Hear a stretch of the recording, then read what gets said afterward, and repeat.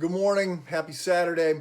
We're taking a look at the 100 most significant events over the last 2,000 years in the history of the Christian faith. We're doing this because the stories we tell ourselves about our past shape our future. Doing so because studying history can help us leverage the insights from the past to live better. Doing so because studying history rightly will almost always lead us to a position of humility. Doing so because studying history helps us see the hand of God. There's lots of reasons to study history. We're looking at the 100 most significant people, events, and ideas of the last 2,000 years. The first one was the burning of Rome during the time of Nero, 64 AD. The second one was the destruction of Israel, in particular the temple, in 70 AD. Today, we are looking at the life and times of a man by the name of Justin Martyr. And doing this because, singling out Justin, because he's one of the early church fathers. So let me say a few things to help you get your bearings. The first century is often thought of as the era of the early church or the era of the apostles. John, the apostle, will die, tradition suggests, in 98 AD.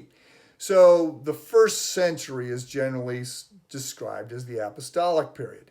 At that point, we have no one else alive who was personally with Jesus. We move into a second period. We call this the era of the patristics or of the Apostolic Fathers. And this period is going to go on for several hundred years. Now, it's not really clear when it ends. Some would end this with the rise of the Middle Ages, or they might tie it specifically with the death of Gregory the Great. Others are gonna group this period as ending with the rise of Islam in North Africa. The point is, there are periods of history. And when we're thinking about the West, when we're thinking about the church, the Judeo-Christian trajectory of ideas, you generally say, well, it starts with the Greeks and the Hebrews, and then you move into the Roman era, and then you have the fall of Rome, which leads into the Dark Ages, and then the Middle Ages, also called Christendom. And then we come out of Christendom, we have the Renaissance, and then the Reformation, and then the Enlightenment, scientific discovery. We move into the modern era, and then now in more of a postmodern era. So these are all vague concepts and time frames. The point is, we're moving now out of the early church era into the era of the Apostolic Fathers, or also called the patristic period. Now, let me just note, as we're leaving the early church era, that some people think that this is the golden age, and that we really should spend more time here. And I'm going to admit, we are moving at a ridiculously stupid pace. It's painful to jump from 70 AD to 150. Passing over everything that's happened. But that's sort of the nature of history. You got to leave a lot of things out and look for the big ideas and the big trends. So we're moving very quickly. But the early church era was not the golden age, as some people think of it. I hear people say, oh, if only we could get back to the early church. And I think, wow, have you read the book of Acts? Have you read Paul's letter to the Corinthian church? Have you seen the kind of problems they were dealing with? Oh my goodness. Now, there is a sense in which the getting back to this period, the people who were alive at the time of the apostles and alive at the time of the disciples, there is a lot to be gained by that. I get it. But it wasn't a perfect era. There is no perfect era. And the era of the Apostolic Fathers is certainly not a perfect time either. Now, historians will generally divide up the Apostolic Father period along one of several different approaches. The most common one is to divide these men, and it's all men, that get identified. This is, Augustine and Basil of Caesarea and Ignatius and Polycarp and Justin. There's a number of church fathers. So sometimes they're divided up by when they wrote, and in particular by whether or not they wrote before the Council of Nicaea, which is in 325, Constantine comes to power, and he's going to issue an edict of toleration and put an end to the persecution that's going on for most of the first 300 years. And there will be a council. We'll look at the council. It's one of the big inflection points. So some divide up the writers, the church fathers, by those who wrote before the Council of Nicaea. They're called ante, A-N-T-E, ante, before Nicaea, with those who wrote after the Council of Nicaea. Others will divide up the church fathers by where they lived. And so we're going to have a big division in the Western world between, in the Roman Empire, between the West, which is based out of Rome, and the Western writers are going to write in Latin, and the East, which is based out of Constantinople, modern-day Turkey, modern-day Istanbul in Turkey. And they will write in Greek, and they're going to develop the Orthodox branch of the Christian faith, capital O, Orthodox. A third division for the church fathers is what kind of writing they're doing. Who are they writing to? Are they writing to sort of define the faith? Are they dealing with issues like the Trinity and the deity of Christ? Or are they writing to defend the faith? And the division is a little bit of a false one, because a lot of these people do both. And a lot of times when you're writing about, the nature of Christ, you are actually defining things and defending things.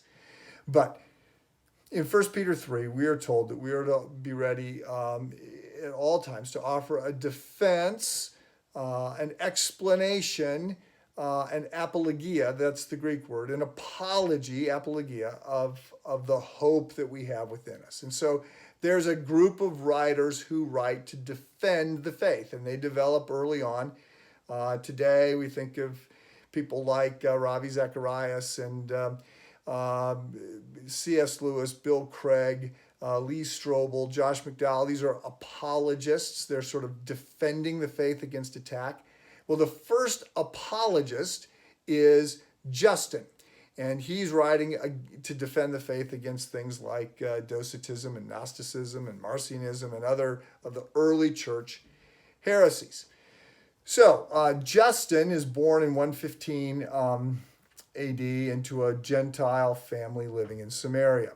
And early on, he moves through a handful of ideal stages, a handful of religious or philosophical schools of thought. For a while, he follows Socrates. Then he follows Plato. Then he becomes a Stoic. Eventually, he runs into an old man who he's talking to, and the old man says, look, the prophets are better than the philosophers. And this is going to lead him to declare eventually, to come to faith in Christ and to declare his allegiance to Christ. So I have a quote from Justin. He writes, "A fire was suddenly kindled in my soul. I fell in love with the prophets and these men who had loved Christ. I reflected on all their words and found that this philosophy alone was true and profitable. That is how and why I became a philosopher. And I wish that everyone felt the same way that I do." So at this point, he becomes a teacher. He starts traveling around speaking, and eventually he'll move to Rome, where he'll start a school. I have no idea whether the school was in session at this point, or if they had a hybrid schedule, or they were doing all of their learning online. But he starts a school in Rome. He will also start writing. In 155, he begins to publish things. He writes the first apology. That's what it's called. You can get it online. He'll also write a second apology. He'll write a letter to Trypho, which exists. We know that he writes a number of other things because people reference them, but we can't find them. They're lost in antiquity. So the apologies were all often written to the emperor because he is defending Christianity against attacks and persecution from Rome. And he's saying, look, Christians are good people. They're good citizens. You want to have them around. We obey the Roman laws.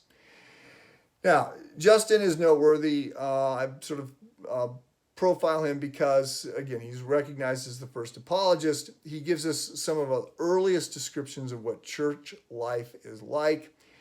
And he also is famous for using Greek philosophical concepts to argue for the truth of the Christian faith. We see this in particular as he writes a lot about about John 1, and in particular about the Logos. He's talking about Christ. So remember, the Gospels were written to persuade us to put our faith in Christ. The four Gospels, the four evangelists, Matthew, Mark, Luke, and John, are writing to tell people, hey, Jesus is God, put your hope in Christ. Matthew writes to a Jewish audience. So he opens with the genealogy because he's tying the Old and New Testaments together. Mark writes more for Romans. And Romans, this is a bit of an overstatement, but Romans were not considered to be the brightest light bulbs of the ancient world. They were strong. They had awesome military force. So they are able to defeat the Greeks, but they're smart enough to just adopt the Greek culture, but they don't have a culture that is as good as the Greeks. The Greeks are giving us philosophy, they're giving us the arts, they're giving us the theater, they're giving us the city, they're giving us all this stuff. And the Romans are just stronger than the Greeks are, so they beat them up and take all their stuff, take all their culture. So Roman and Greek world sort of meshes, but the Romans were not considered quite as bright as the Greeks. Mark's gospel is very short, very simple. Then we've got Luke's gospel written to Gentiles, to Theophilus is who he's highlighting. He's trying to persuade non-Jews to come to faith. John is writing to the Greeks. So John lives longer than the other apostles. He's writing later. He's seeing the rise, the ongoing influence of Greek philosophy.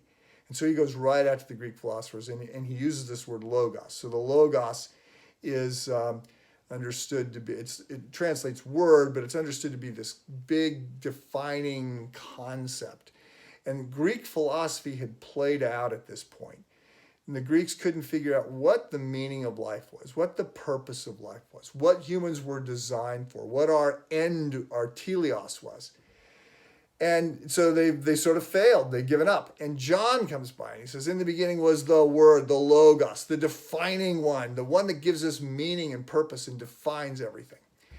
And so Justin he loves this kind of thinking, and he's sort of tied in with the Greeks. And so he is going to give us this Greek philosophy. And I just realized I've gone for 12 minutes. Oh my goodness. Okay, so not everyone appreciates this approach. Tertullian is going to Tertullian will come 100 years later, and Tertullian is going to famously say, what does Athens have to do with Jerusalem? What do the Greeks have to do with the rest of us? What does philosophy have to do with the Bible? What does Athens have to do with Jerusalem? And so not everybody is going to follow this. But many people will appreciate Justin and this idea that philosophy can help us understand God more accurately. And so we're going to be thankful for his writings. So I've highlighted Justin for three reasons. First, because he moves us into the 2nd century, moves us into this era of the Apostolic Fathers. Secondly, because he's recognized as one of the very first apologists. His life reminds us that we have to be ready to offer a defense for the hope that is within us. And then finally, because Justin is going to be killed. He is going to be martyred for his faith. In 165, he's arrested and he's threatened with death unless he will renounce his faith.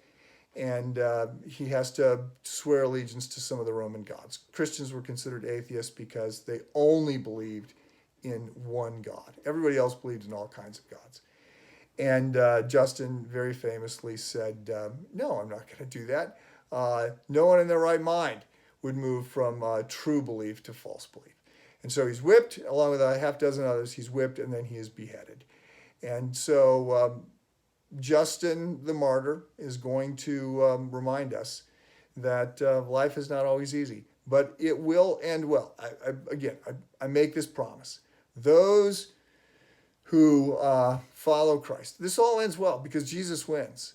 Now, death is not the end, and we might have challenges and struggles and perhaps even face martyrdom. I don't think so, but many people did, and we can learn from them.